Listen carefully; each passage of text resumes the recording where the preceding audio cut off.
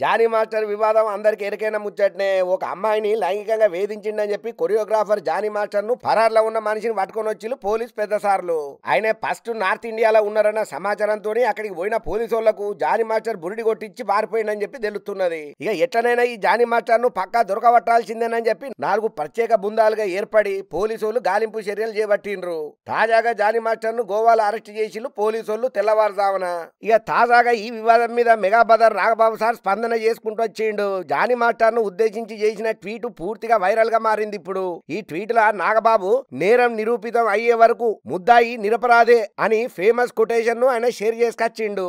అంతేకాకుండా మరో ట్వీట్ లో మాట్లాడుకుంటా విన్నవన్నీ నిజాలు కావు, ఒక్కో ఘటనకు 3 రకాల కథనాలుంటాయి, నీది అవతలి వాళ్ళది అసలు నిజం, ఇలా 3 రకాల కోణాలు ఉంటాయంట మరో ఫేమస్ రైటర్ రాసినటువంటి కొటేషన్ ను షేర్ చేసుకొచ్చిండు.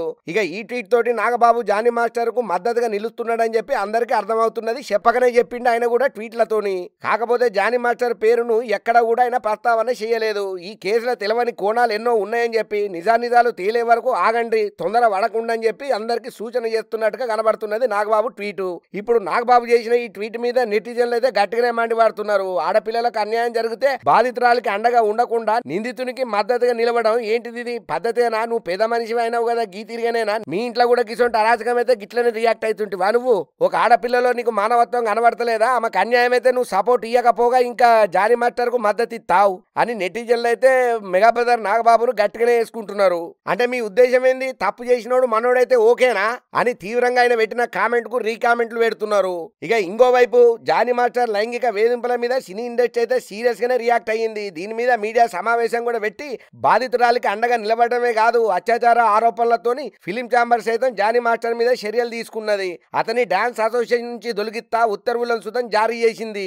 నిజం నిర్ధారణ జరిగే వరకు ఈ నిషేధం అమల్లో ఉంటదని చెప్పి ఫిలిం ఛాంబర్ ఓ నోటు విడుదల చేసింది. ఇక ఇదంతా ఇట్లుంటే జనసేనలో క్రియాశీలకంగా ఉన్నటువంటి జానీ మాస్టర్ కు ఈ ముచ్చట తెలుసుతోనే పవన్ కళ్యాణ్ సారు పార్టీ నుంచి ఆదేశాలను సుతం జారీ చేసిండు. దయచేసి మీరు నిర్దోషిగా నిరూపణ అయ్యేంత వరకు జనసేన పార్టీకి సంబంధించినటువంటి ఎటువంటి కార్యక్రమాలలో కూడా మీరు పాల్గొనొద్దనని చెప్పి ఒక రకంగా సస్పెన్షన్ వేటనే వేసిల్లు. ఏదేమైనా ఈ స్థాయికి రానికే మనిషి ఎన్నో తిప్పలు పడ్డాడు, ఎన్నో కష్టాలు పడ్డాడు, ఎన్ని ఆటుపోట్లో తిన్నాడు. పేరు వచ్చుడు గొప్ప కాదు, వచ్చిన పేరును నిలబెట్టుకున్నాడు ఇంకా గొప్ప ముచ్చట.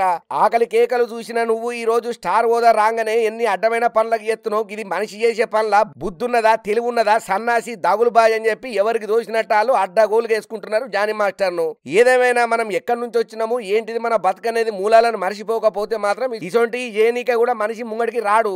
ఒడ్డెక్కేదాకా ఓడమల్లన్నా ఒడ్డు దిగిన తర్వాత బోడమల్ల అనుకునేటోళ్లే ఇగో గీ తీరుగా అపనిందలా పాలవుతారు. ఎందుకు వచ్చిన కథలు ఇవి? నీకు దేవుడు మంచి డాన్స్ ఇచ్చిండు, మంచి కళనిచ్చిండు, మంచి అవకాశాన్ని ఇచ్చి నిన్ను ఒక స్టార్ హోదాలో సెలబ్రిటీ రేంజ్ లో నిల్చోబెట్టిండు. మంచిగా బుద్ధిగా పనులు చేసుకోకుండా గీ అడ్డమైన పనులేంది అని చెప్పి జనంతా ఈ ముచ్చట తెలిసిన వాళ్ళందరూ గట్టిగానే వేసుకుంటున్నారు జానీ మాస్టర్ ను కామెంట్ల రూపంలో. మరింతకు జానీ మాస్టర్ నిర్దోషిగా బయటపడతారో లేకపోతే దోషిగా బొక్కలకే పోతాడో చూడాలి.